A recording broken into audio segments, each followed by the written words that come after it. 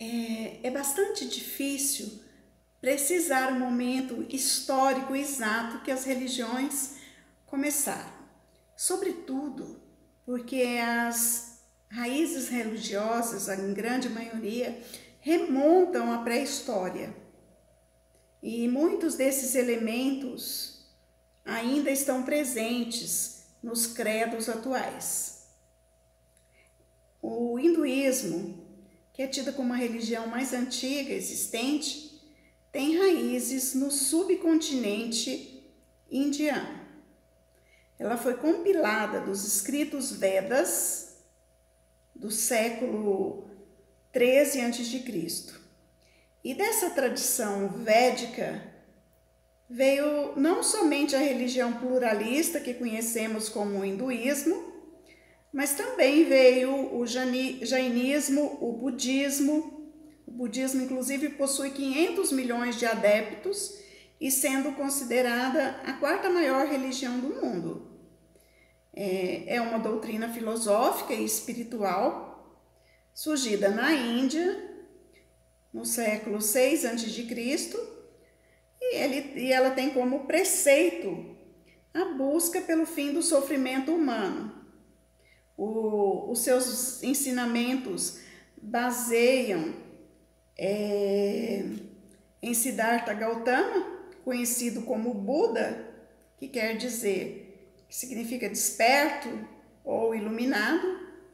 E a base principal desses ensinamentos de Siddhartha Gautama é de que eles não têm assim uma rígida hierarquia religiosa como as igrejas ocidentais, mas o budismo ele se caracteriza por uma série de ensinamentos que guiam o ser humano a desapegar de todos os defeitos próprios da humanidade, como a raiva, o ciúme, a inveja, e procura desenvolver qualidades como o amor, a generosidade, a sabedoria.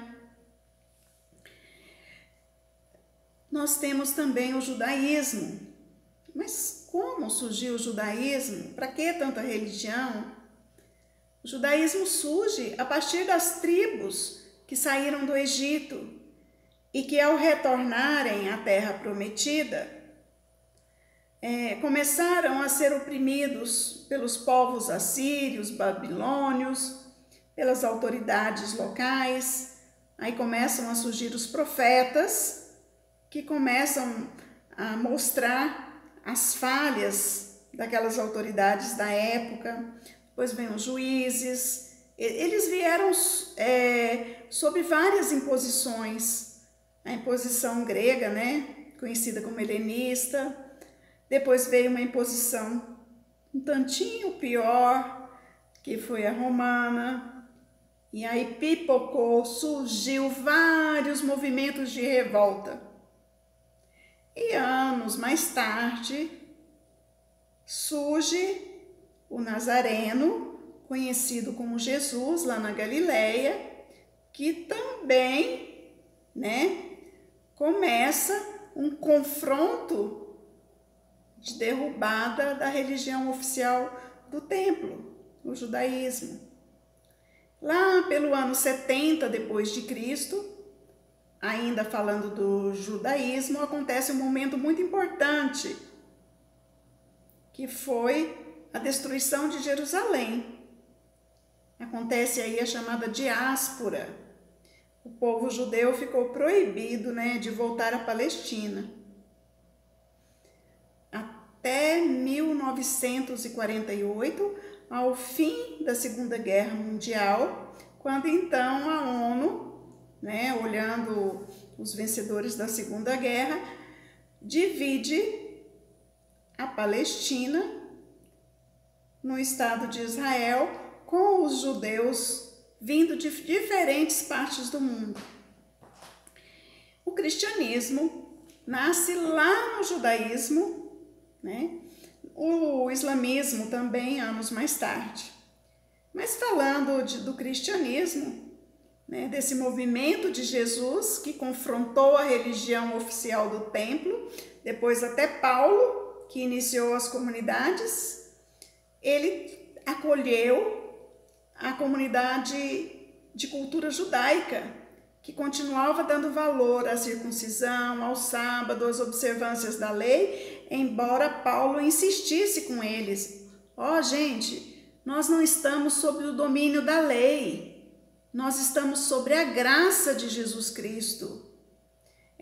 Eu estou pregando a liberdade diante da lei. Ela é muito grandiosa, porque o Espírito Santo age nas pessoas. Vem depois o islamismo.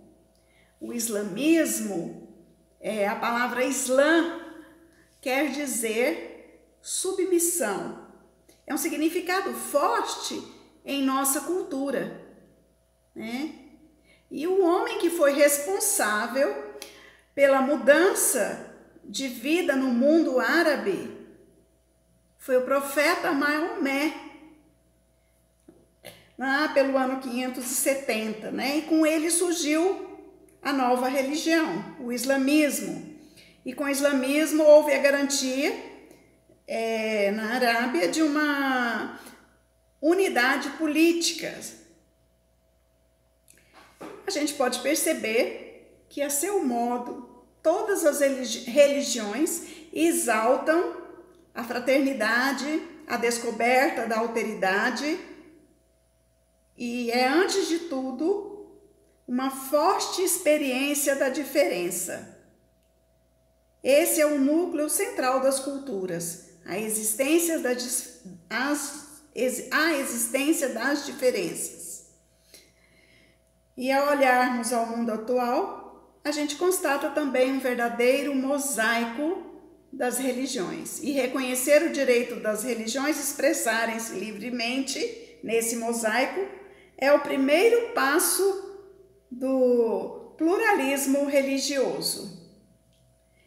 E, em outras palavras, essas diferenças devem ser respeitadas com critérios éticos para o bem das diversas esferas da sociedade humana, com serenidade e largueza de visão. E aí eu convido a cada uma e a cada um a descalçar os sapatos diante do solo sagrado da outra pessoa. Bem-vindo aos estudos.